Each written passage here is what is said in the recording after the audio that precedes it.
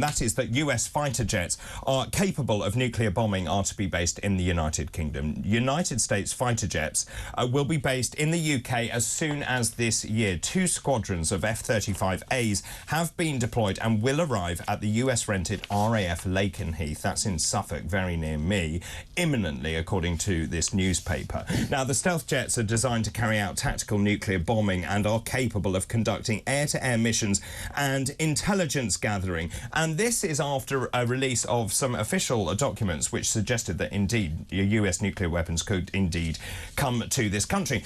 Now, what these documents showed, and this is fascinating, that US Congress received an Air Force budgetary request for $50 million to build a surety dormitory at the American Air Base. Do you know what that means? No.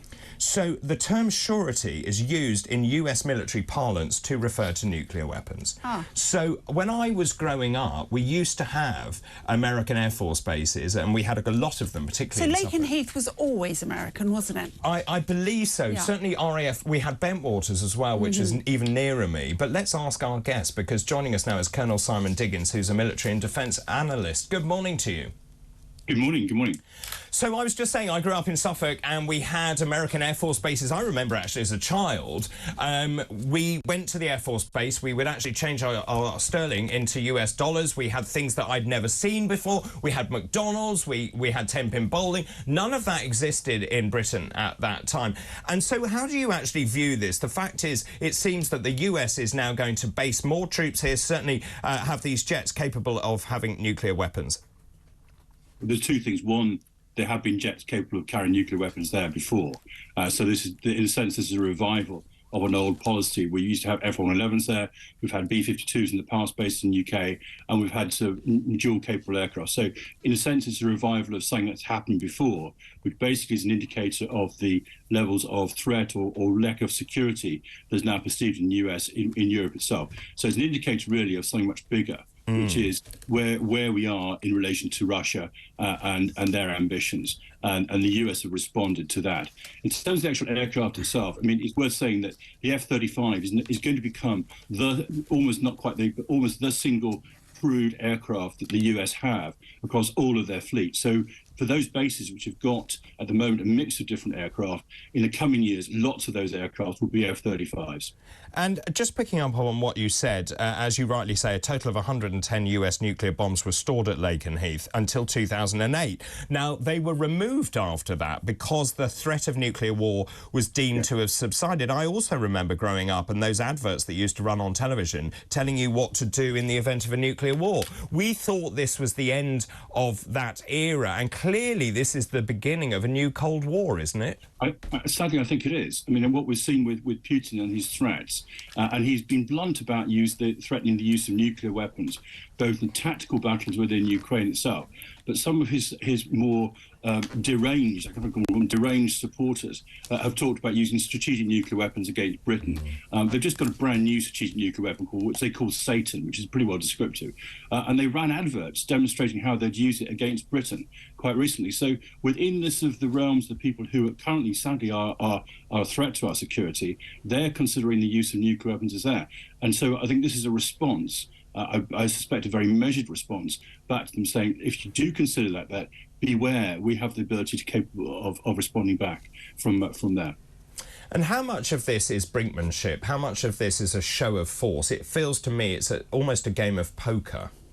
Yeah, I think you're right. I mean, there's an old saying that 90% of diplomacy is psychology. And when you get to the use of nuclear weapons, you are in an advanced and very, very sophisticated game of high-stakes poker, because it's exactly what you're trying to do. And you're hoping that nobody's actually going to quite call your bluff. And that applies on both sides. So this is part of that game. But it's kind of within the rules of the game. You know, people know that they are going to do that, and they will match you one and you match another. And so when you escalate or you de-escalate, it's done in quite a controlled fashion. The danger, the threat we've got with Putin is we're not entirely sure that what you might call rational calculus is the only thing that's operating in what he's doing. And therein lies our biggest problems. I mean, he's put himself in a position where he really can't afford to fail, and trying to find a way to work out actually he's not going to succeed in Ukraine. and you know that he can find a kind of peaceful climb down from that is going to be very difficult. And the danger is in that moment of decline, then somebody's stupid enough to try and use nuclear weapons, and that really is worrying. And of course, it's trying to get into the mind of Putin. As you rightly say, he is a man. He has very few options now. He believes firmly in the reunification of Mother Russia. He reads a great deal of history. This is his aim and ambition.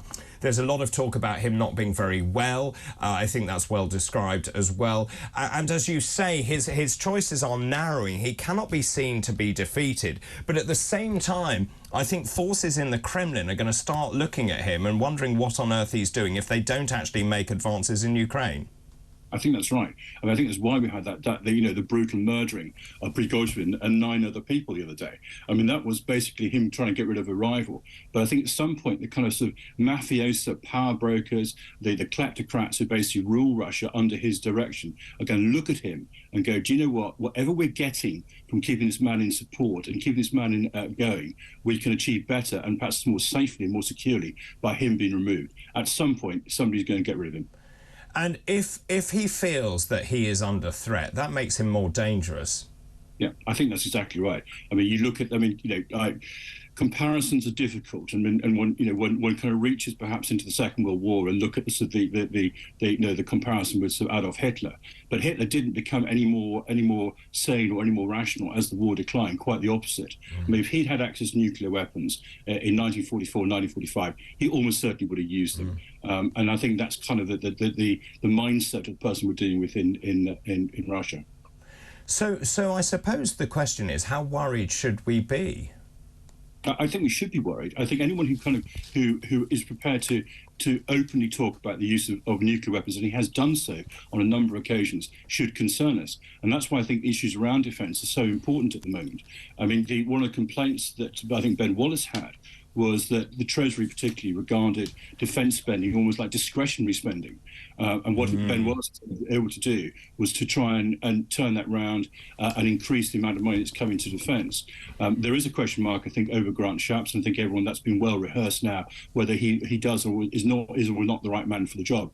To his credit, certainly when he was thinking about standing as a leader of the Tory party, he talked about increasing defence budgets to something like 3% of GDP.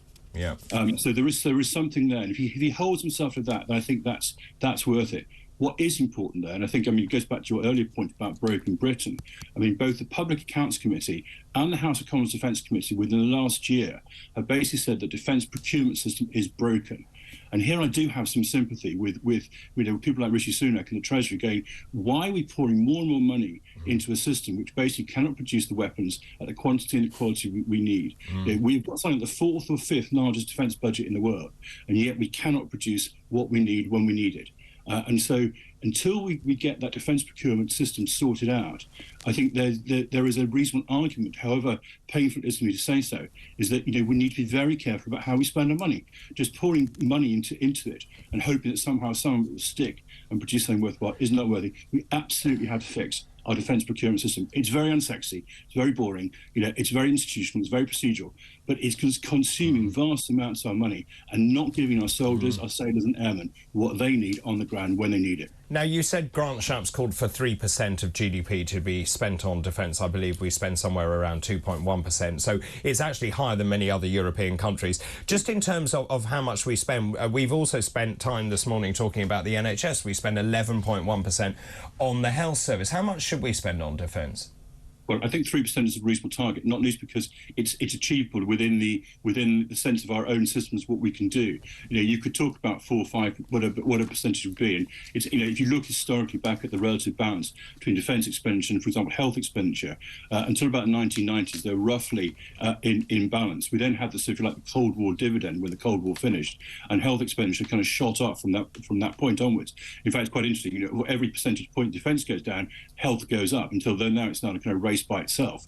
11% of GDP, 145 billion pounds per annum been spent on the health service, and considerably less been spent on defence. We do need more money, but we need to do it in a sort of structured way where we actually say the money actually achieves some effect, rather than just simply be more money being poured down the drain. I'm sure similar arguments heard around the health service as well. I mean, I worked for the health service for 5 years, and I mean, money was not the problem. Structures, organisation, how it was used was the issue. And that's the point I made earlier on today. It's not about the money, it's how it's used. Exactly right. Just in terms of what this means and bringing back nuclear weapons to this country, US weapons, what does that say about the relationship between the UK and the US? I understand the US also has bases in Europe as well. I think they've got some nuclear bombs in Belgium, Germany, the Netherlands, Italy and Turkey. The UK, is it still the #1 partner for the US? I think that's questionable. I think that's kind of what we would like this to be. I mean, the US can sometimes stroke us and go, yes, you're our #1 ally. It then goes across the water and does it to other people as well.